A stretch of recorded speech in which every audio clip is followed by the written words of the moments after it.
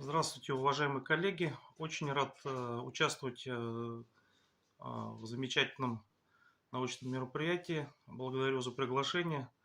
А, Хотелось бы сказать несколько слов о взаимодействии Нагаев и Башкир и в рамках единой кочевой цивилизации.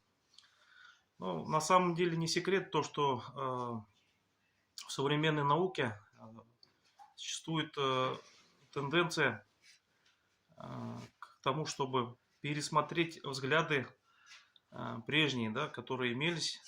Это не значит о том, это не говорит о том, что имеющиеся выводы были абсолютно все неверны, но наука, она движется в том направлении, чтобы уточнять какие-то сведения.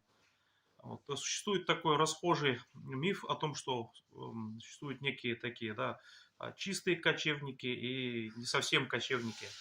Вот, но если кто-то знаком с историческими источниками, если знаком с материалами ведущих отечественных кочевниковедов, таких как Крадин, Скрынникова, можно очень долго перечислять, Хазанов, можно отметить, что кочевничество в совершенно чистом виде – это такой некий конструкт, который существовал более умозрительно. Да, конечно, были кочевники, которые не переходили к оседлости, но мы сейчас, если будем говорить о древних тюрках, да, древние тюрки, они, вне всякого сомнения, вот, находят, да, вот, археологические материалы, они показывают, что имелись стационарные дома, имелись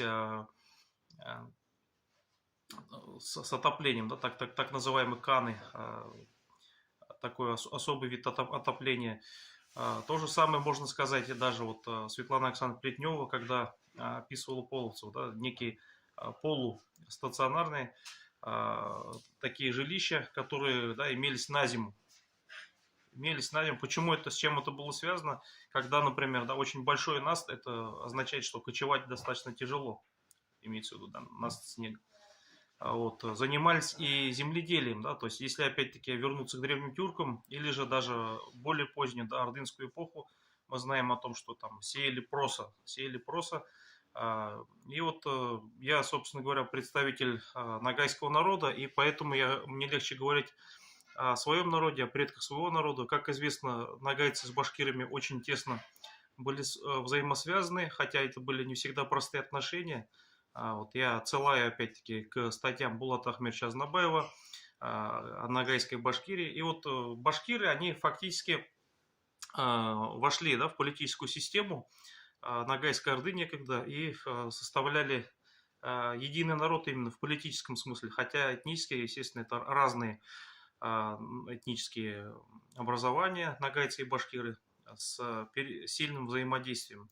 И у тех, и у других, да, ну, в разной степени, но тем не менее достаточно значительный был ордынский, да, такой этнический компонент, такие племена, как там Салют, Меркит, Кыпчак, Минг.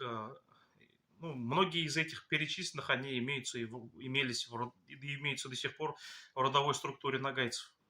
Ну, нагайцы – это тоже такие эталонные кочевники, и тоже существует такой расхожий миф, что нагайцы – это только кочевники чистые, да, в чистом виде, которые не имели отношения к стационарным жилищам. Это тоже не соответствует истине. Были такие группы, ну, в частности, вот я астраханский нагайц, Карараш, вот представители моей этнической группы уже с конца XVIII века в силу определенных обстоятельств, вернувшись на Нижнюю Волгу с Кубани, они стали жить зимой оседло, а летом, и весной и осенью кочевать. Еще раньше, в XVIII веке, начали, да, так скажем, массово переходить на оседлость или же иметь вот этот такой вот своеобразный быт, полукочевой, полуоседлый, юртовские нагайцы, потомки Астраханского ханства, потомки Большой Орды и Ногайской Орды, юртовские нагайцы, они имеют такие древние, давние традиции, связанные с земледелием. И вот то же самое мы видим у башкир. Э, Таким образом, можно говорить о том, что, ну, опять-таки, извините, забыл, не могу не сказать, напомню о крымских ногаях, да, напомню о кубанских ногаях, которые тоже примерно к рубежу 18 века стали совмещать, либо полностью переходить на оседлость, либо совмещать кочевой и оседлый быт. Вот. Это вот явление такое, да, так скажем, конвергентное. Вот. И таким образом мы видим, что и нагайцы, и башкиры – это такие народы, которые совмещали быт кочевой с полуоседлым бытом, и при этом, да, мы знаем, что есть полностью такая кочевая лексика, да, такая вот, как, например, в башкирском языке, термя, у нас у нагайцев терме, есть определенные традиции, связанные, да, с престижностью этого кочевания.